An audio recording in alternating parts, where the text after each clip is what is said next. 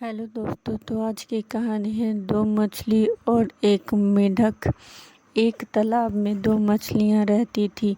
एक थी सतबुद्धि, जिसके पास 100 बुद्धियों वाली। दूसरी थी सहस्त्र बुद्धि, हजारों बुद्धियों वाली। उसी तालाब में एक मेंढक भी रहता था। उसका नाम था एक बुद्धि। उसके पास एक ही बुद्धि थी, इसलिए उसे बुद्धि पर अभिमान नहीं था। सतबुद्धि और सहस्त्र बुद्धि को अपनी चतुराई पर बड़ा अभिमान था। एक दिन संध्या के समय तीनों तालाब के किनारे बातचीत कर रहे थे। उसी समय उन्होंने देखा कि कुछ मछुआरे हाथों में जाल लेकर वहां आए। उनके जाल में बहुत सी मछलियां फंसकर तड़प रही थी। तालाब के किनारे आकर मछुआरे आपस में बात करने लगे। एक ने कहा, इस तालाब में खूब मछलियां हैं, पानी भी कम है। कल हम यहाँ आकर मछलियां पकड़ेंगे। सबने उसकी बात का समर्थन किया।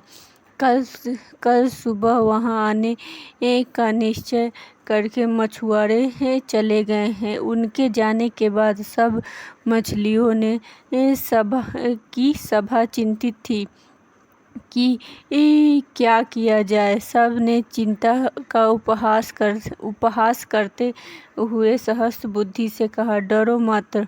दुनिया में सभी दर्जनों के मन में बात पूरी होने लगी तो संसार में किसी तरह किसी का रहना कठिन हो जाए।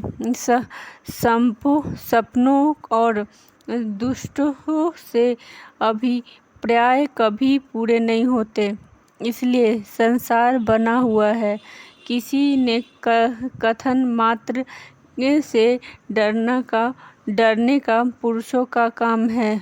प्रथम तो वह अनेक ही आएंगे ही नहीं। यदि आप ही गए तो मैं अपनी बुद्धि का प्रभाव से सब की रक्षा कर लूंगी। सतबुद्धि ने भी उसका समर्थन करते हुए कहा, बुद्धिमान के लिए संसार में सब कुछ संभव है। जहाँ आयु और प्रकाश भी गति नहीं होती, वहाँ बुद्धिमानों की बुद्धि पहुँच। किसी के कथन मात्र से हम अपने पूर्वजों की भूमि को नहीं छोड़ सकते।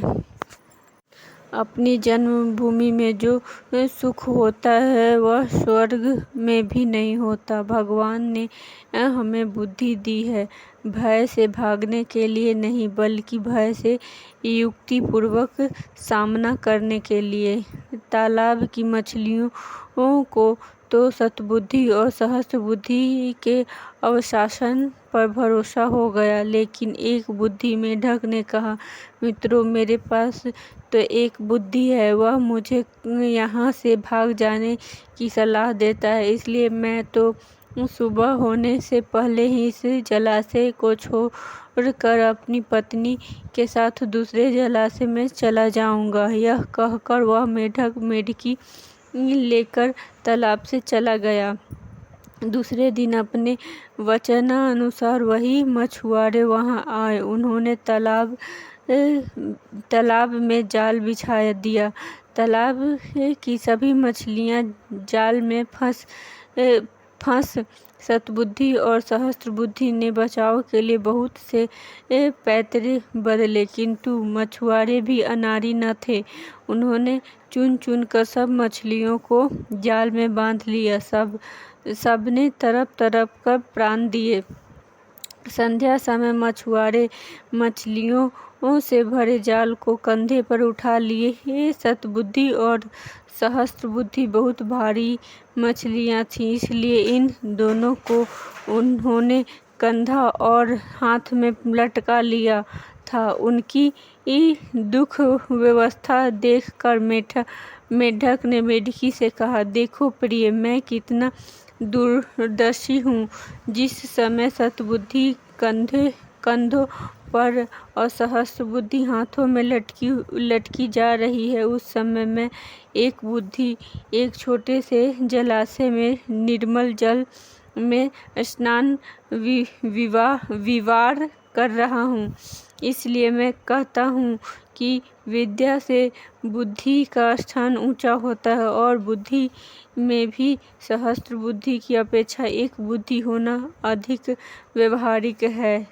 तो इस कहानी से हमें यह सीख मिलती है कि विद्या से बुद्धि का स्थान ऊंचा है और बुद्धि में भी सर्व बुद्धि की अपेक्षा एक बुद्धि होनी अधिक है, व्यवहारिक है।